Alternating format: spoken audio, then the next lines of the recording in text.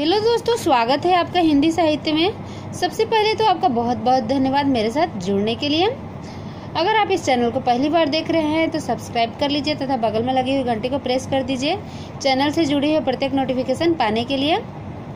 दोस्तों, हिंदी साहित्य की संपूर्ण तैयारी के तहत अभी हम पढ़ रहे हैं नाटक। नेक्स्ट नाटककार है सर्वेश्वर दयाल सक्सेना। तो इनका जन्म हुआ था दोस्तों 1927 ईस्वी में उत्तर प्रदेश के बस्ती जिले में। 1987 में इनकी मृत्यु हो गई थी।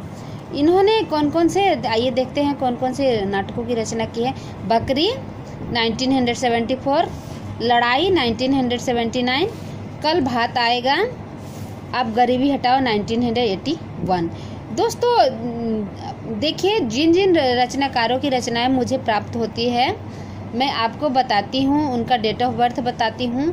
तो आप धीरे धीरे मेरे सारी वीडियोज को देखते रहिए। 2-3 महीना के अंदर हिंदी साहित्य की सारी रचनाएं आपको याद हो जाएगी। और जो यहाँ पे छूट जाता है, मैं नहीं बताती हूँ, उसको कमेंट बॉक्स में ज़रूर कमेंट करके बताएं, क्योंकि आप एक बार जिन चीज़ों को लिख देते हैं उसको नहीं भूलते हैं, इसलिए आपका भी लिखना बहुत ज़्यादा ज़रूरी है। तो सर्वेश्वर दयाल सक्सेना का नाम सर्वेश्वर दयाल सक्सेना क्यों पड़ा? दयाल शब्द को हम छाटेंगे तो सबके ऊपर दया करते थे और किसी भी जानवर हो, पशु पक्षी हो या किसी में भी भेदभाव नहीं करते थे। तो क्या किए, अपने सेना, सक्सेना, दयाल और सक्सेना, अपने सेना में दोस्तों मैंने पहले बताया कि सभी के ऊपर वो दया करते थे और समता की भावना रखते थे। तो उसी के तहत अपनी सेना में वो बकरियों को रखे थे।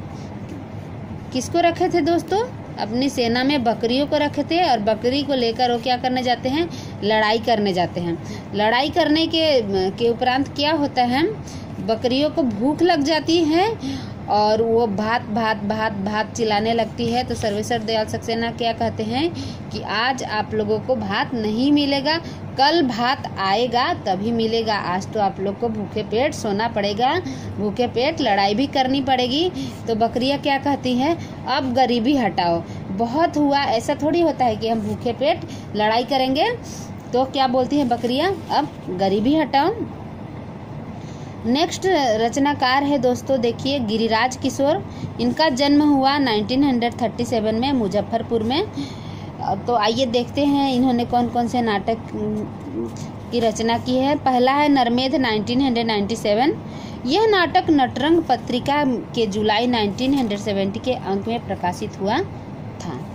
कभी कभी पूछ लेते हैं दोस्तों कौन सी पत्रिका में और कब प्रकाशित हुआ था, तो इसको भी ध्यान रखें। दूसरा है प्रजा ही रहने दो। तीसरा चेहरे चेहरे किसके चेहरे, केवल मेरा नाम लो 1984। जुर्म आयद 1987, काठ की तो 2001।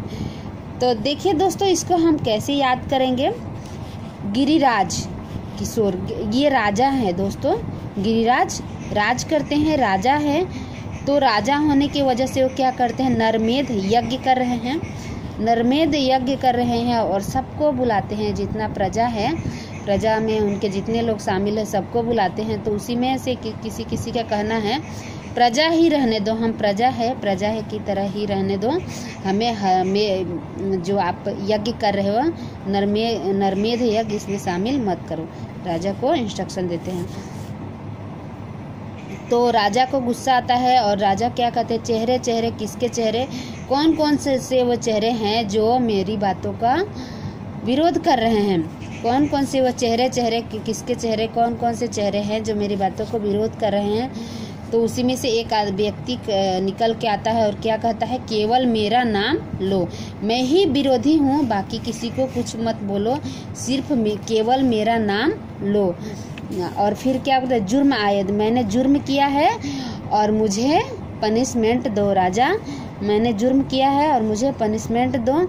और राजा क्या करते हैं? काठ की तोप से उक्त आदमी को उड़ा देते हैं।